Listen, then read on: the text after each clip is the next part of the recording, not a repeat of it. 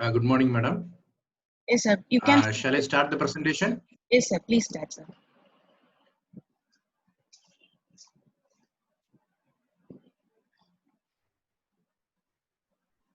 Is my screen visible? Yes, sir. Your screen is visible.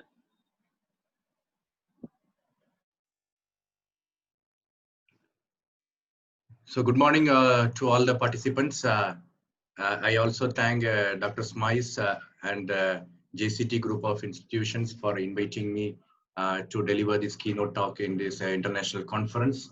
And I know participants would be joining at the comfort of home from different places. And I assure you that you have chosen the right conference, one of the right stepping stone for you in your research career. So for the short keynote talk, for the next 30 minutes, I am interested to discuss something with you, which is very, very crucial for you people. So the title for the talk, which I have chosen is Expectations of an Editor of Side Journal from the Authors.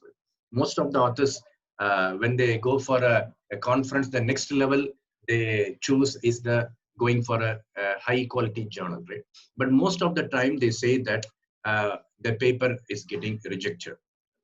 Paper is getting rejected. The paper seems to be good for them, but the paper gets rejected by the journal. So when you look closely, you can see a mismatch between the expectations of an editor and the output given by the author. So in this next 30 minutes, I would like to highlight on some of the expectations or some of the key aspects, some of the tidbits which you should make use of when you proceed for submitting a paper to a SCI journal. So I am Dr. Jude Heyman. Maybe many of you may be seeing me for the first time. So I'm working as associate professor in ECE department, Karna University, Coimbatore. And in addition to my academic works, I also indulge in the editorial activities with many of the leading journals. All are side journals. So I have taken the topic as side journal. I'm associate editor, guest editor, and consulting editor with various publishers. Now we'll go into the actual content of our talk. So I have given internally the heading for the slide is reason for rejection of your paper, right? So when the expectation mismatches, your paper automatically gets rejected. When you go for any workshop or FDP, people normally say, these are the things which you do. But this presentation is a little bit unconventional in the sense that I'm going to say what you should not do when you go for submitting your paper for a site. The first one is the scope. When you look at the scope, people normally, it's a simple word. It's a very simple word, scope. You just check that what is the title of the journal. If it is with the scope of the specific keyword of the specific area in which you are working, then proceed. But that is a wrong idea. That is one of the biggest mistake that people do, right? So when you look at the scope, nowadays the demand for papers in a conference, in a journal is very high. As an editor, when I enter into my login every day, I could find that at least 30 to 35 papers waiting to be processed. Right? In that case, what I will do is I will try to eliminate the irrelevant papers or the papers which have not attracted me. So how do I do that? Right. The first thing is the scope. The word scope seems to be very broad. But internally, we have many subdivisions within the word scope. Say, for example, you take image processing.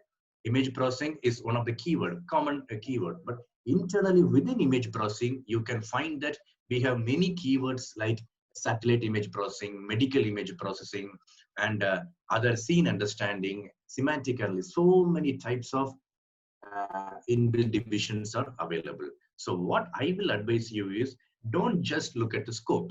What you have to do is go and check the already published papers in the journal, right?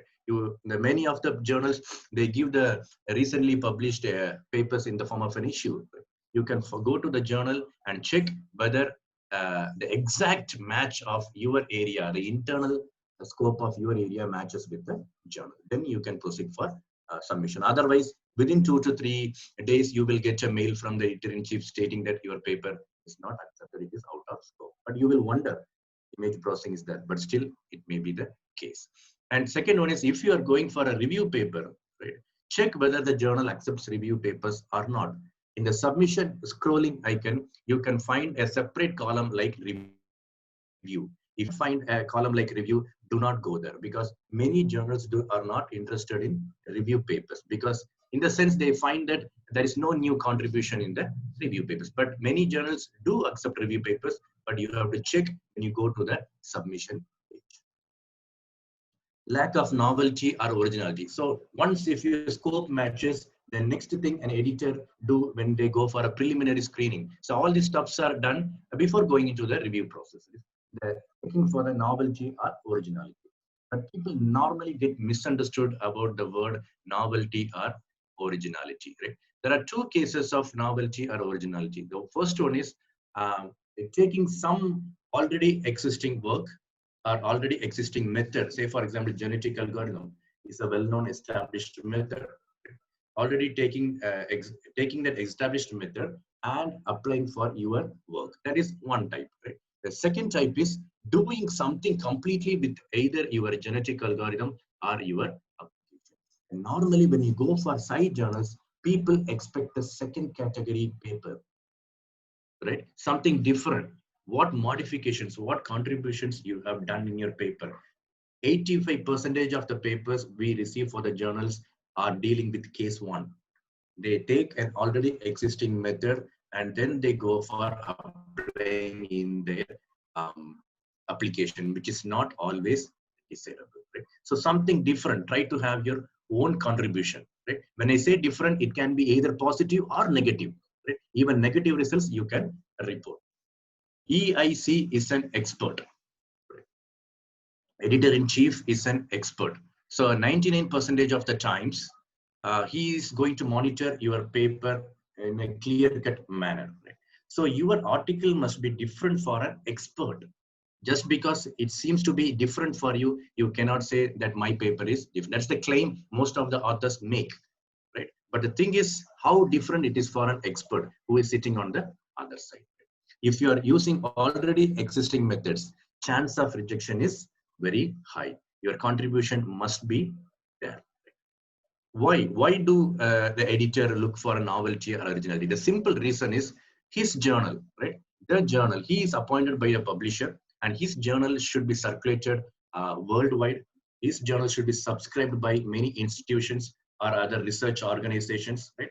For that, the contents of the papers should be attractive for the readers. So that is the main reason why the editors point about novelty or originality, right? So you have to understand that it is not a great thing or it should be always positive. Try for some different things, right? Try for some different things. That is what expected in each paper.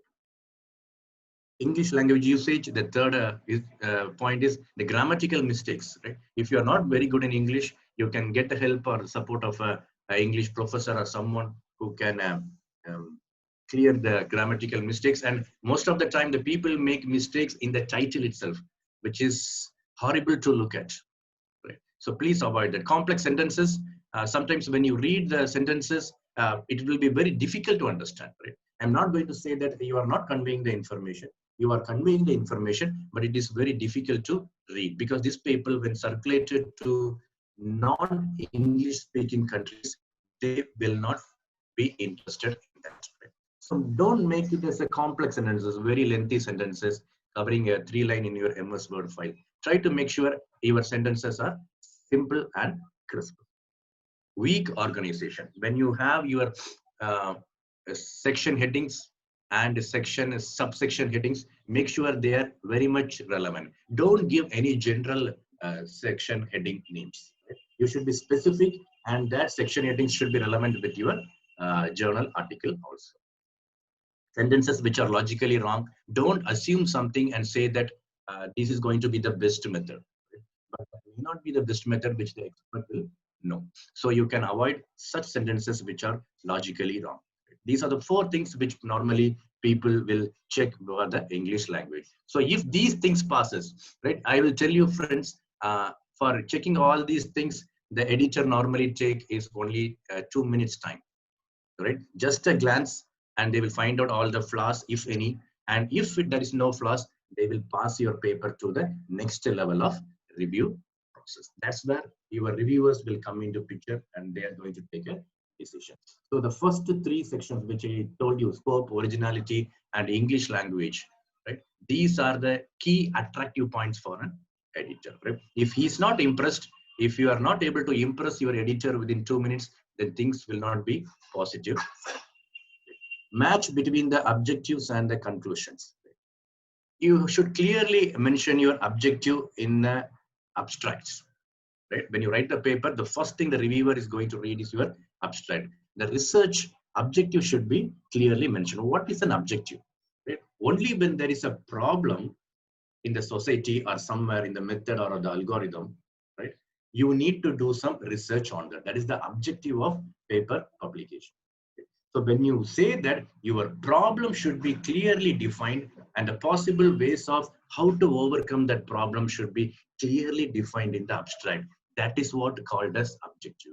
But nowadays people, they do not actually have a problem. Just because of the publication's sake, they take some application, take some methods, and they go for proceeding, which is one of the main reason for the rejection of your manuscript.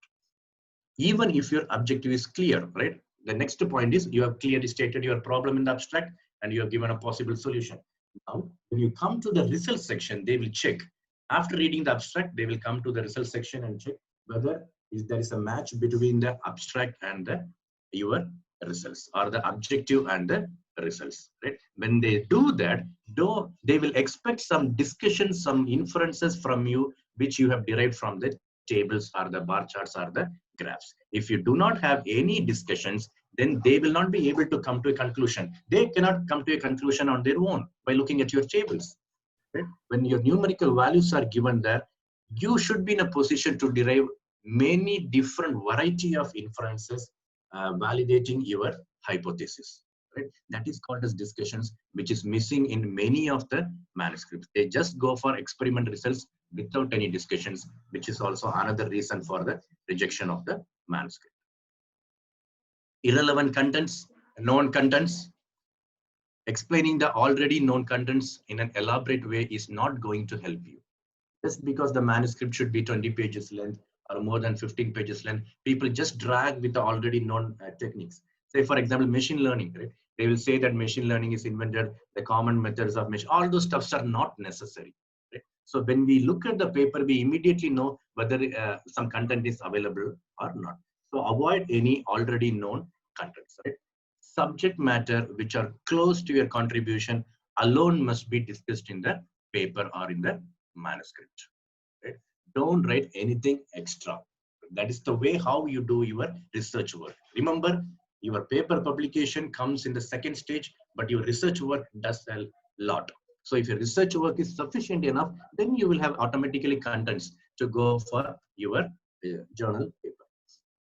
So avoid irrelevant contents or known contents, which is no way is going to impress your editor. Right? Mistakes in the methodology. Now we can take an example that you have given a clear-cut methodology, you have given a clear-cut content, and now when the person or the reviewer looks at the methodology, there should not be any mistakes, right? Now, normally what the researcher do is, or he does is, there is no proper understanding of the method in which he is going to do. Say, for example, I will give an example from my area of interest, deep learning.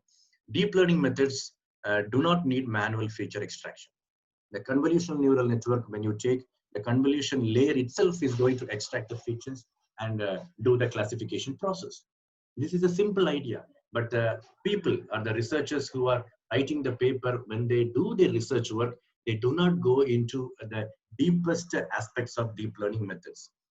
So they think that this is also a classifier, this is also a simple machine learning method, and they go for the conventional method of pre-processing, then feature extraction, and then deep learning method. So when we look at your block diagram itself, we will immediately come to a conclusion that this person or this author have not understood the contents clearly. Right? They have not understood the contents clearly. So the chances of their results being correct also will be low. Even if it's correct, there may be some logical mistakes. So we may come to a conclusion, the reviewer may come to a conclusion that this paper may not be worthy enough to publish. So even though there are attractive points, these are some of the key points which the editor or the reviewer will not like it.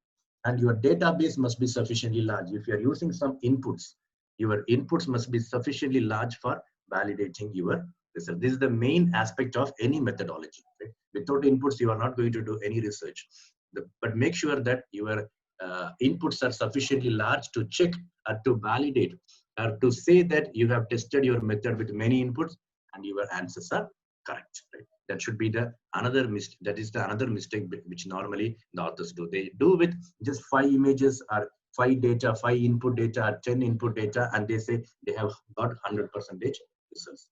Definitely, your paper is not going to get published by that specific journal.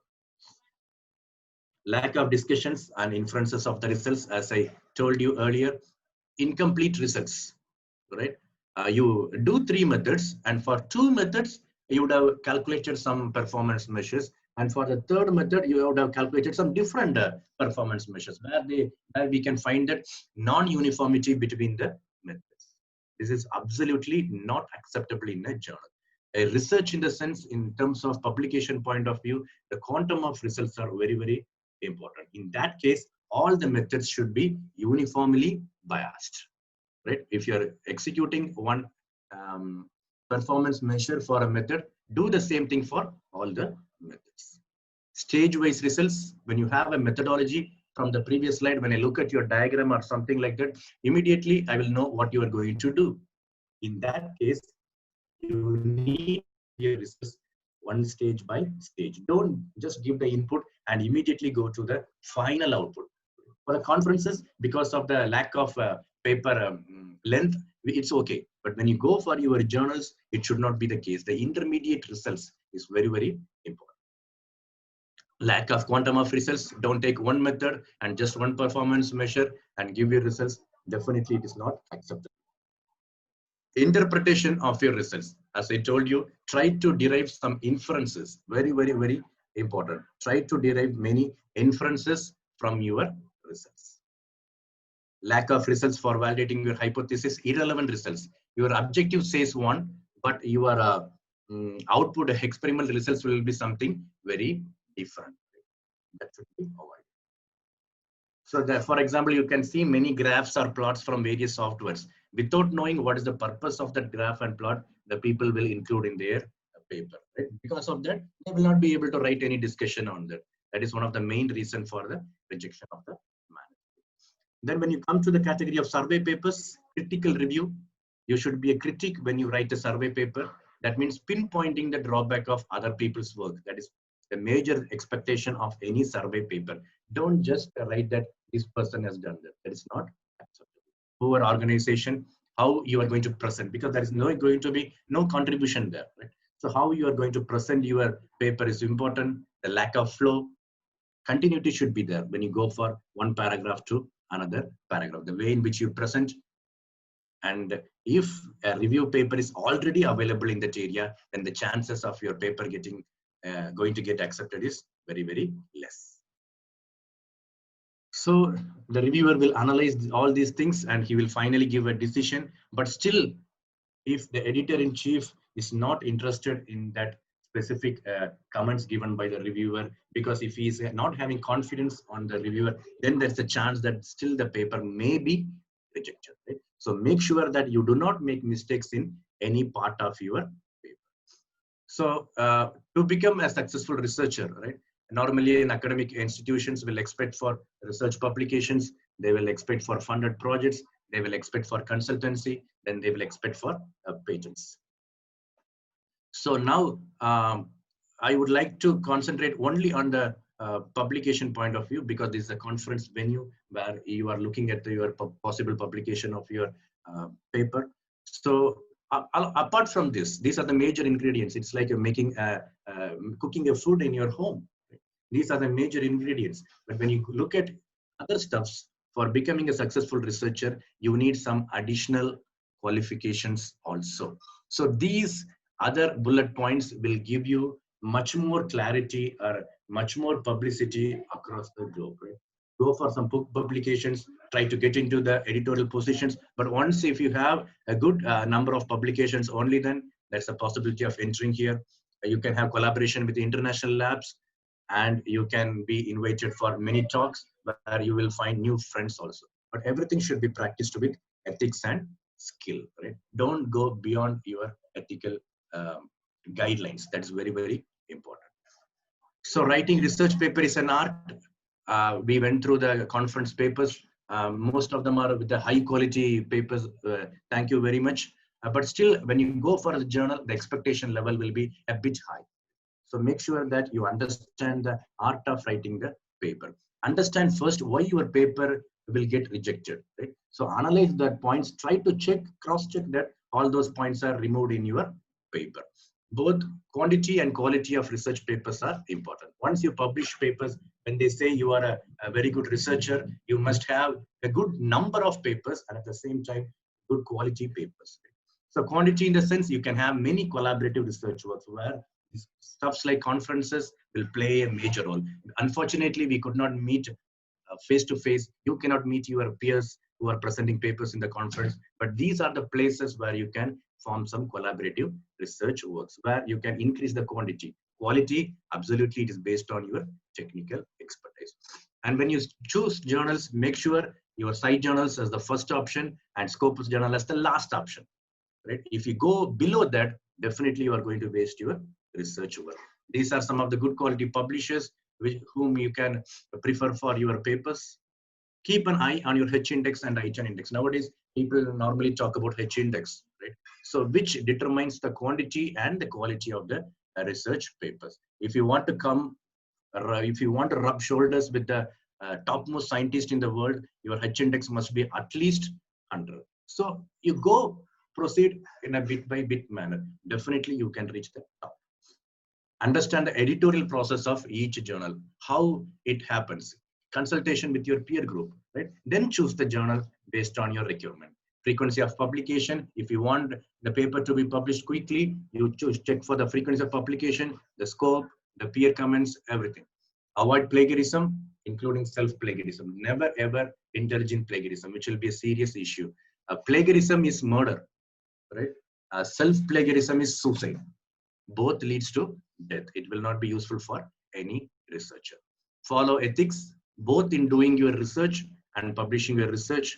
And open access journals are available. If it is good, if you feel that it is still inside, then you can prefer that. Otherwise, it is always better to go for some free journals. If you can afford, then it's fine.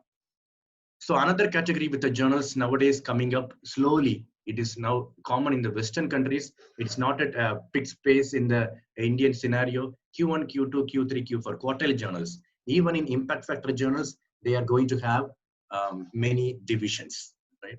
So these quartile journals will determine the quality of the journal within the site index list. So if it comes to India, then we will be under a bit more pressure to publish in quality journals. Do not include your own references. Self-citations is not that great. If the reviewer says, or if that is utmost necessary, you can add 2 or 3 references, but otherwise do not have self-citations.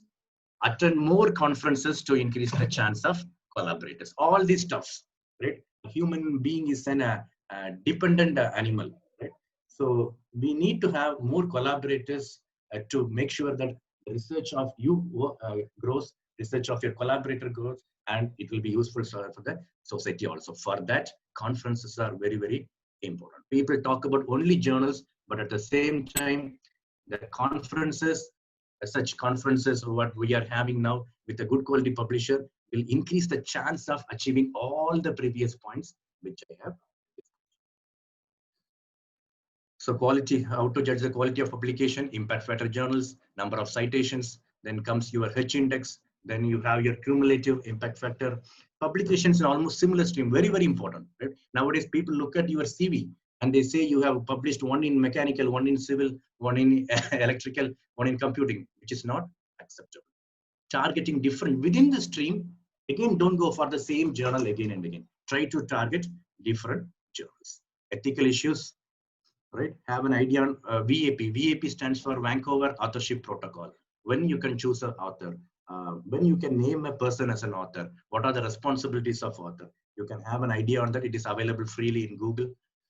And do your research without any known errors. research work, what you're doing is going to be translated in the form of a manuscript. So if there is any known error in your research, your stuff will not work. Your paper acceptance chance will automatically reduced. Avoid plagiarism. How to avoid plagiarism? Write your article day by day.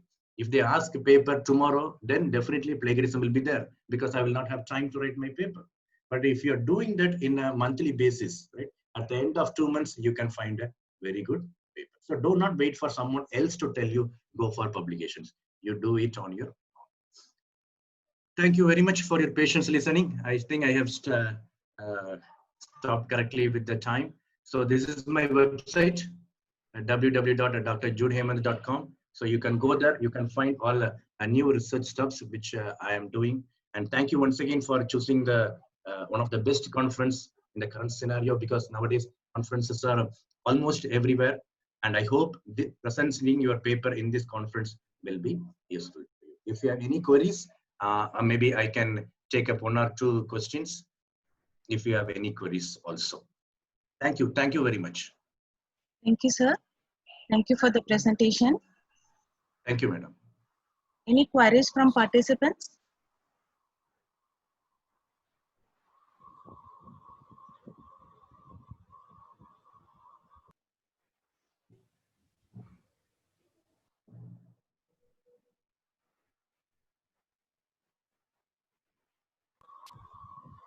Yeah, good morning, sir. Yeah, good morning, madam. Informative actually, and I have a small query, sir. So, when it comes to an introduction part in any research paper, and mostly there was, I think, what was the novelty we need to include in the introduction? Because many have a view that introduction can be copied plainly from other sources. So, how would you see the novelty in the introduction part of research paper? Okay. So when you say introduction part of the research paper, the section number 1 after your keywords, am I right? Yeah. Yes, sir. Yeah, right. So when you look at the introduction part, normally what you say is, when you say novelty, it is not the novelty in terms of research work. It is the novelty in terms of how you write that, right? So what I will do is, normally if you have go for a standard journal, 30 to 35 reference papers are important, right? So I will separate my introduction section into 8 paragraphs, right? The first paragraph will always start about the definition of an application, some statistics, some drawbacks with the existing methods that I will go for reserving for that first paragraph. When I go for my last paragraph, I will always start with a line called as in this work. That means I am going to give a brief idea of my work in a nutshell in that paragraph. Right? So remaining, I have 6 paragraphs. Right? When you go for each paragraph, normally it is advisable to go for 5 papers per paragraph. Right? So 5 into 6, automatically you will get 30 reference papers. So what I will do is, I will categorize first these 30 papers into 6 different groups, right, based on their similarity measures. So first 5 papers, they are closely there. Next 5 papers, the year may be different. That is not an issue. But method-wise, the approach-wise, I will categorize into 5 papers for each paragraph. In each paragraph, I am going to write only 2 lines about each paper, not more than 2 lines. The first line, I will talk about the method used in the paper, and in the second line, I will pinpoint the drawback or the inability of the previous researcher in solving the problem. That I will discuss. Not I will, it's a general policy. If you adopt that, that will be good, right? Then what happens is 5 papers into 2 lines each, you will get 10 lines, right? 10 to 12 lines, make a good paragraph. So that will be the second paragraph. When I come for the next paragraph, again, I will take the second set of 5 papers. I will write on my own. The first line should be the method, and the second line should be the drawback. So when you finish your 6 paragraphs, you can very well find 30 papers introduced in your introduction section without any copying from other papers. The interesting fact is, your introduction is more like a literature survey, right? So you will be also a critic, because in 1 line you are going to pinpoint the drawback of your paper. If you adopt this method, I'm very sure you can have a very good introduction section. Don't go beyond 8 paragraphs. That will make the flavor bitter. That will not be impressing your editor or reviewer. Did I answer you, Shobana? Yes, sir. Yes, it was a very informative reply. Thank you, sir. Okay. Thank you. Thank you, sir. Thank you for your valuable keynote. Thank you very much, sir. Thank you. Thank you. Thank you, madam. Thank you, sir. Next, we will move to the session 1, parallel session 1. Saurabh, are you ready for the presentation? Yes, ma'am. Yeah, share your Am screen, start your presentation. I audible? Yes, you are audible. Yeah. Okay, ma'am.